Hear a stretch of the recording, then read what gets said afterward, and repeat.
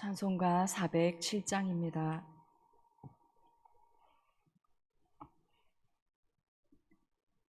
(407장입니다)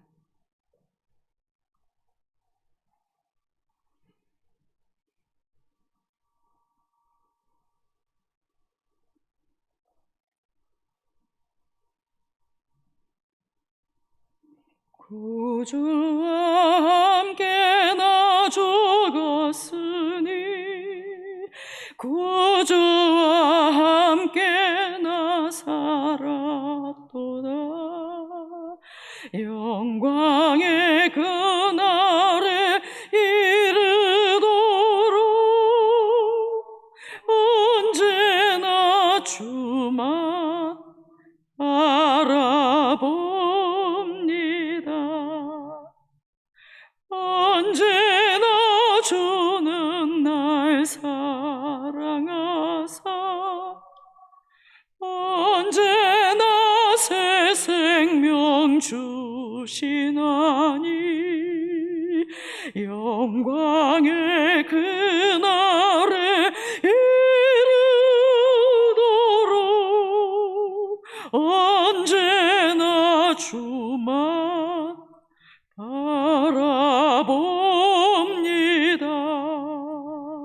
마음속에 시험을 받을 때와 무거운 근심이 있을 때에 주께서 그때도 같이 하사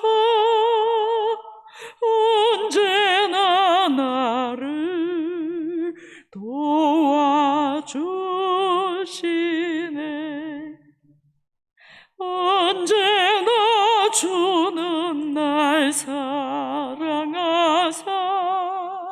언제나 새 생명 주시나니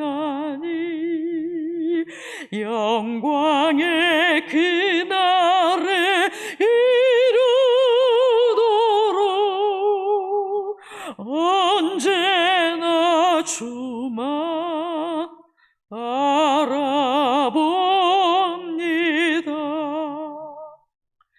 뼈 아픈 눈물을 흘릴 때와 쓰라린 마음으로 탄식할 때 주께서 그때도 같이 하사 언제나 나를 생각하시네.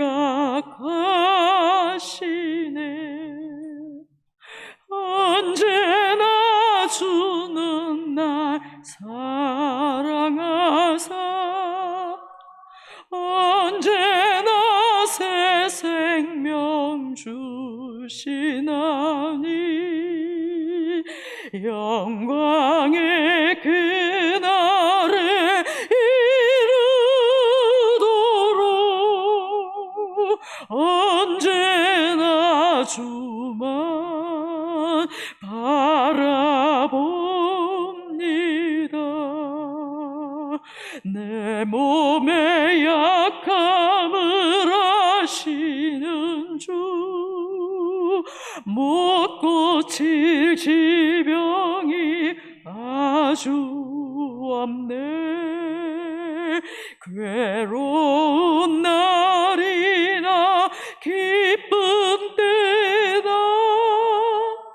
언제나 나와 함께 계시네. 언제나 주는 날 사랑하사 언제나 새 생명 주시나니 영광의 그날에 이르도록 언제나 주만 바라봅니다.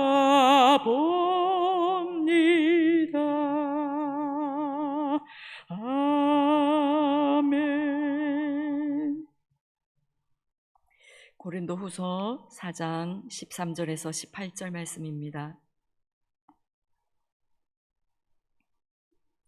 고린도후서 4장 13절에서 18절 말씀 교독하신 후에 마지막 절 함께 읽겠습니다.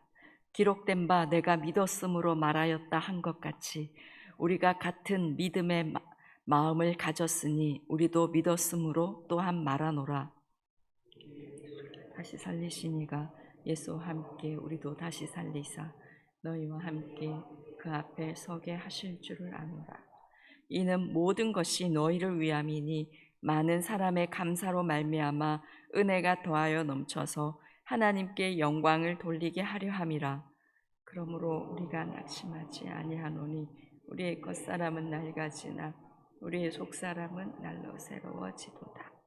우리가 잠시 받는 환난에 경한 것이 지극히 크고 영원한 영광에 중한 것을 우리에게 이루게 함이니 우리가 주목하는 것은 보이는 것이 아니요 보이지 않는 것이니 보이는 것은 잠깐이요 보이지 않는 것은 영원함이라.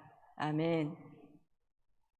우리가 영화를 볼 때 이 영화의 결말을 알 때에는 중간 과정이 어떠하든 크게 동요하지 않습니다. 그냥 그 과정을 즐길 수 있습니다. 주인공이 아무리 위기에 처하더라도 별로 초조해하지 않습니다. 이처럼 그리스도인도 마찬가지입니다. 참 그리스도인은 그리스도인의 삶의 이 결말이 어떠한지 알기 때문에 어떠한 고난이 닥쳐와도 담대하게 이겨나갈 수가 있습니다. 본문 13절을 보시면 기록된 바 내가 믿었으므로 말하였다 한 것 같이 우리가 같은 믿음의 마음을 가졌으니 우리도 믿었으므로 또한 말하노라. 내가 믿었으므로 말하였다 한 것 같이 이 부분은 시편 116편 10절 말씀 내가 크게 고통을 당하였다고 말할 때에도 나는 믿었도다. 이 말씀을 인용한 것입니다. 이 시편 116편 10절 말씀은 하나님께서 자신을 환난과 고통 가운데서 건져주실 것을 확신하고 있는 말씀입니다. 바울은 자신에게도 이 시편의 시인과 동일한 믿음이 있다고 지금 말씀하고 있습니다. 그런데 바울은 우리가 같은 믿음의 마음을 가졌으니 라고 말하는데 이 믿음의 마음이라 해서 이 마음은 원어가 성령을 뜻하는 푸뉴마입니다. 성령님께서 우리에게 믿음을 주셔서 인도하시고 예수 그리스도를 따르게 하시는 분이시기 때문에 그렇습니다. 우리는 연약합니다. 그래서 믿음을 가져야 한다는 것을 알고 있어도 믿음을 가져야지 하고 생각을 하여도 잘 안 될 때가 많습니다. 아침에는 믿음 있는 생각을 하는 것 같은데 저녁 되면 그 마음이 달라지는 우리입니다. 그래서 우리는 성령님께서 우리 마음을 다스리시도록 늘 간구해야 합니다. 우리 심령이 성령으로 충만하여서 성령님께서 주시는 생각과 믿음이 우리에게 늘 자리 잡고 있기를 기도해야 합니다. 그럴 때 성령님께서 우리에게 확신을 주십니다. 믿음을 주십니다. 이 믿음과 확신이 있으면 무엇이든 어떠한 상황에서도 우리는 승리할 수 있는 것입니다. 오늘도 우리의 삶의 모든 상황 속에서 그 상황이 달라지기를 기도하는 것도 필요하겠지만 그 상황이 하나님께서 우리에게 통과하도록 허락하신 것이라면 나에게 성령님께서 주시는 확신과 믿음을 주시기를 기도하는 이 아침이 되기 원합니다. 그래서 다윗처럼 바울처럼 담대하게 믿음으로 통과하여서 우리를 향하신 하나님의 그 선하신 뜻을 이루는 우리가 되기를 원합니다. 다음 절에서 바울이 무엇을 믿고 있는지 말씀하고 있습니다. 14절입니다. 주 예수를 다시 살리시니가 예수와 함께 우리도 다시 살리사 너희와 함께 그 앞에 서게 하실 줄을 아노라. 바울은 예수 그리스도께서 부활하신 것처럼 예수님을 다시 살리신 하나님께서 자신들도 다시 살리실 것을 믿고 있었습니다. 바울은 이 부활신앙이 너무나 분명한 사람이었습니다. 그리고 부활하여서 하나님 앞에 서게 될 것을 반드시 설 것이라는 것을 믿고 있었습니다. 죽어도 다시 살 것이라는 이 부활신앙이 분명하게 자리 잡은 사람은 죽음이 조금도 두렵지 않게 됩니다. 세상에서 가장 극심한 상황이 이 죽는 것인데 죽음을 두려워하지 않으니 두려워할 것이 없습니다. 바울에게는 오히려 죽음이 문제가 아니라 이 죽음 이후에 다시 살리사 하나님 앞에 서게 될 그때를 중요하게 여겼습니다. 하나님 앞에 서게 될 때 거룩하고 흠없는 자로 서기를 간절히 바랬고 그때 얻을 영광에 그는 초점을 두고 있었습니다. 그래서 바울은 달랐습니다. 그래서 그는 복음을 전하는데 목숨을 아끼지 않았습니다. 그래서 바울은 고린도전서 9장에서 하나님 앞에 서게 될 그날 받을 상을 바라보고 운동장에서 다름질하는 자처럼 달려라 라고 그렇게 권면하였고, 그래서 바울은 자기 몸을 쳐서 복종하였습니다. 우리에게 이 부활신앙이 더욱더 분명하기 원합니다. 막연하게 부활할 거야 라고 생각하는 것이 아니라 나는 반드시 부활한다. 그리고 나는 반드시 하나님 앞에 서게 된다 라는 이 확신이 우리에게 더 분명해지기를 원합니다. 우리도 부활하여서 하나님 앞에 서게 될 뿐만 아니라 우리 자녀들도 하나님 앞에 서게 됩니다. 우리의 손주들도 하나님 앞에 서게 됩니다. 우리의 친지들도 하나님 앞에 서게 됩니다. 우리는 이것을 늘 생각하고 있어야 합니다. 이 사실에 분명한 확신이 있을 때 우리의 삶의 목적과 방향은 달라집니다. 이 세상의 삶이 아니라 하나님 앞에 서게 될 그날을 위해 최선을 다하게 될 것입니다. 주님 앞에 서게 될 그때를 한번 생각해 보았습니다. 참 두렵고 떨릴 것 같습니다. 우리가 죽음을 두려워하는 것이 아니라 하나님 앞에 서게 될 그때를 두려워하는 자가 되기를 소원합니다. 그래서 그때를 생각하며 하나님께서 원하시는 삶을 살아내고 우리에게 주신 소명을 온전히 이 땅에서 이루는 삶이 되기를 소망합니다.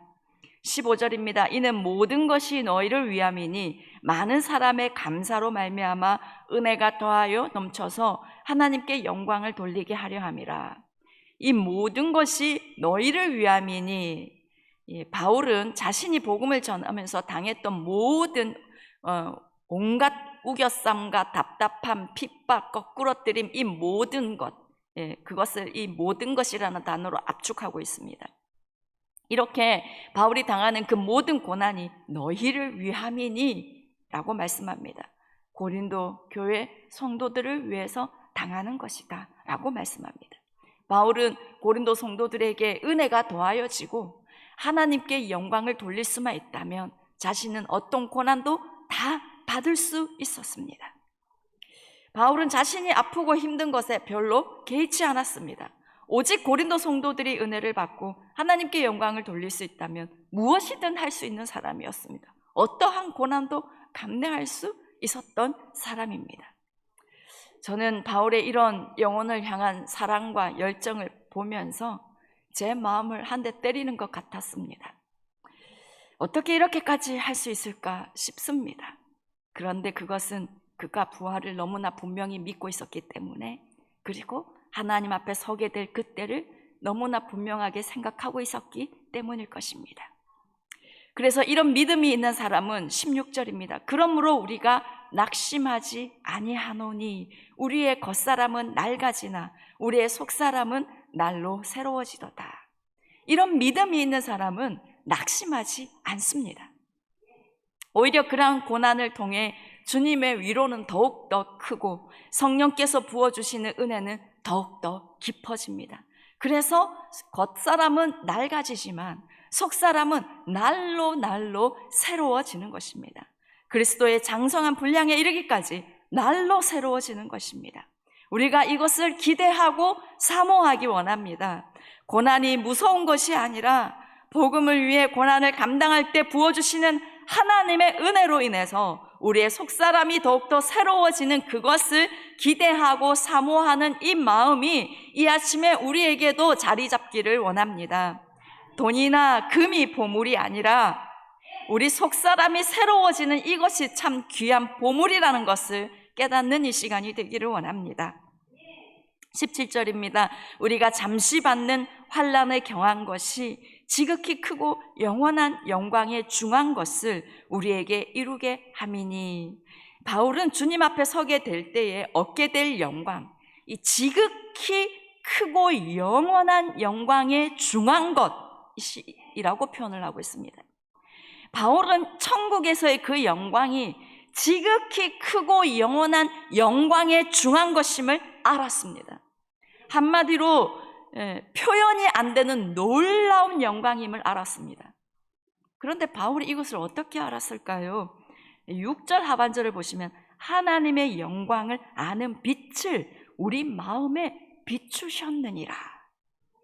바울에게 하나님의 영광을 아는 빛이 비춰졌기에 바울이 앞으로 받을 상급이 얼마나 크고 영광스러운 것인지를 알았던 것입니다.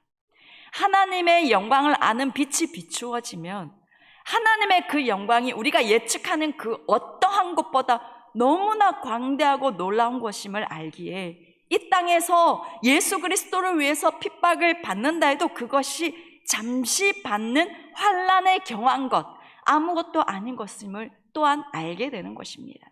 우리에게 이 은혜가 있기를 원합니다. 고린도후서 말씀을 묵상하면서 바울이 예수님을 위해 목숨 걸고 사역한 이것을 보면서 어떻게 그렇게 할 수 있었을까? 그 이유는 부활을 확신하는 믿음, 하나님 앞에 서게 될 그날을 확신하는 그 믿음, 그리고 오늘 본문에서 또 알 수 있는 것은 하나님의 영광을 아는 빛이 그에게 비추어졌기 때문임을 알게 됩니다. 저와 우리 모두에게 이 하나님의 영광을 아는 빛이 비추어지는 은혜가 있기를 원합니다. 이 빛이 비추어지면 하나님의 영광 앞에 내가 얼마나 죄인인지를 알게 되기 때문에 그냥 눈물만 나죠. 낮아질 수밖에 없습니다. 그분의 영광 앞에 무릎을 꿇고 완전히 엎드릴 수밖에 없습니다. 그냥 오직 예수 그리스도 그분을 위해 살 수 있는 그것만으로도 은혜이고 감사입니다. 하나님의 영광을 아는 빛이 내게 비추어지게 되면 세상의 그 어떠한 영화도 전혀 부러울 것이 없게 됩니다. 그냥 그 빛 속에 그렇게 머물러 있으면 그 어떠한 고난과 핍박도 아무것도 아닌 것이 되고, 오히려 내가 예수 그리스도 그분을 위해서 그분의 뜻을 이루기 위해 고난을 받을 수 있는 것만으로도 영광이 되는 것입니다. 그 영광의 빛을 계속해서 사모하게 됩니다. 그래서 바울과 제자들처럼 예수 그리스도를 위해 기꺼이 죽을 수도 있게 되는 것입니다. 저는 이 하나님의 영광을 아는 빛이 저에게 비추어지고 또 그 속에서 머물러 있기를 간절히 소망합니다. 우리가 이것을 위해 간절히 기도했으면 좋겠습니다. 주님, 하나님의 영광을 아는 빛을 저에게 비추어 주십시오. 날마다 이 빛에 사로잡히게 해주십시오 라고 기도하며 나가기 원합니다. 그래서 그 빛을 아는 자가 되기를 원합니다. 이 빛을 아는 자는 어떻게 되느냐? 18절입니다. 우리가 주목하는 것은 보이는 것이 아니요 보이지 않는 것이니 보이는 것은 잠깐이요 보이지 않는 것은 영원함이니라. 이 영광의 빛을 아는 사람은 그 빛에 주목을 합니다. 지금은 보이지 않지만 너무나 분명한 그때, 그리고 그때 얻을 그 영원한 영광을 확신하고 있기 때문에 그 보이지 않는 그것에 주목하게 됩니다. 그래서 바울은 로마서 8장 18절 말씀에서 이렇게 말씀합니다. 생각하건대 현재의 고난은 장차 우리에게 나타날 영광과 비교할 수 없도다. 지극히 크고 영원한 영광에 중한 것, 이 영광을 알고 바라보고 사모하는 사람은 복음을 위한 고난을 넉넉히 이겨냅니다. 이것쯤이야. 나 죽어도 괜찮아. 죽으면 주님과 함께 그 영광 가운데 영원히 거할 텐데 그것보다 더 좋은 게 어디 있어? 라고 생각하기 때문입니다. 우리에게 이 분명한 믿음이 자리 잡기를 원합니다. 그래서 주를 위해 잠시 받는 환난에 경한 것을 넉넉히 이겨내는 우리 모두가 되기를 소망합니다. 기도하겠습니다. 주님, 우리가 하늘나라를 소망하고 부활을 믿고 있는다 하지만 우리의 시선은 자꾸만 땅에 머무를 때가 얼마나 많은지 모릅니다. 보이는 것에 집착하고 이 땅의 삶에 주목하는 경우가 얼마나 많은지 모릅니다.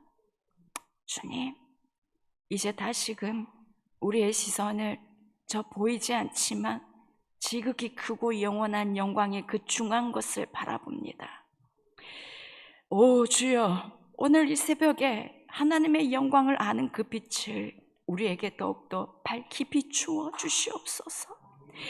그 빛이 우리에게 비추어짐으로 인하여서 하나님, 주님 앞에 엎드려 오직 사나 죽으나 주의 영광을 위해 살아가는 우리의 인생이 되게 주님 도와주시고, 써주시는 것만으로도, 주를 위해 살 수 있는 것만으로도 감사와 영광이 되는 우리의 심령 될 수 있게 주님 도와주시옵소서. 아버지, 이 시간 간절히 원합니다. 이번 교육부서 이 여름 사역을 하나님 아버지께서 보호하시고 강력하게 임재하시고 주께서 우리 다음 세대들을 만나주시기를 간절히 소망합니다. 하나님, 코로나가 다시 기승을 부리고 있습니다. 주님, 우리 다음 세대와 교육부서 담당자와 교사들, 그리고 우리 성도들, 우리 청년들 하나님 보호하여 주십시오. 하나님, 이것이 마귀의 하나님 무기가 되지 않게 해주십시오. 보혈로 뿌리고 바르고 덮고 쏟아붓습니다. 주님 지켜 보호하여 주시기를 원합니다. 하나님, 성경학교와 수련회, 단기선교 아무 문제 없이 갈 수 있도록 하나님 철저하게 지키시고 보호하시고 모든 것을 주관하시고 인도하시고 이루어 주시옵기를 원합니다. 하나님의 뜻이 이루어지게 해주십시오. 다음 세대가 살아나길 원하는 하나님 아버지의 뜻, 다음 세대가 자유케 되기를 원하시는 그 하나님 아버지의 뜻, 그 뜻을 온전히 이루십시오. 우리가 그것을 간절히 갈망하고 소망합니다. 아버지, 이번 주에 계속되는 성경학교, 초등부 성경학교의 성령 하나님 강력하게 임재하시고 기름 부어 주시옵소서. 이번 주에 진행되는 중고등부 수련회 주님 보호하시고 성령 하나님 강력하게 임재하시고 역사하여 주시옵기를 간절히 원합나이다. 하나님 아버지, 단기 선교 간다고 온 성도님들 마음으로 간절히 기도하고 마음을 쓰시며 하나님 또한 귀한 헌금으로 하나님 섬겨주셨습니다.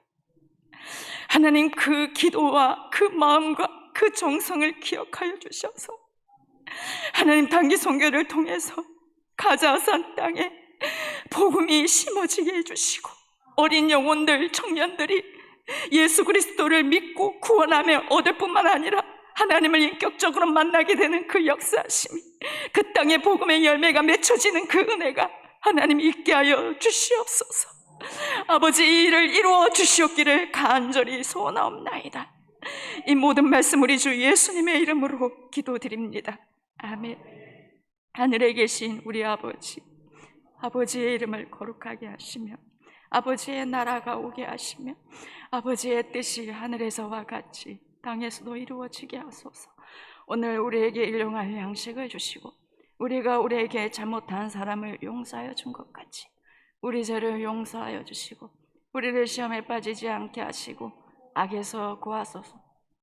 나라와 권능과 영광이 영원히 아버지의 것입니다. 아멘.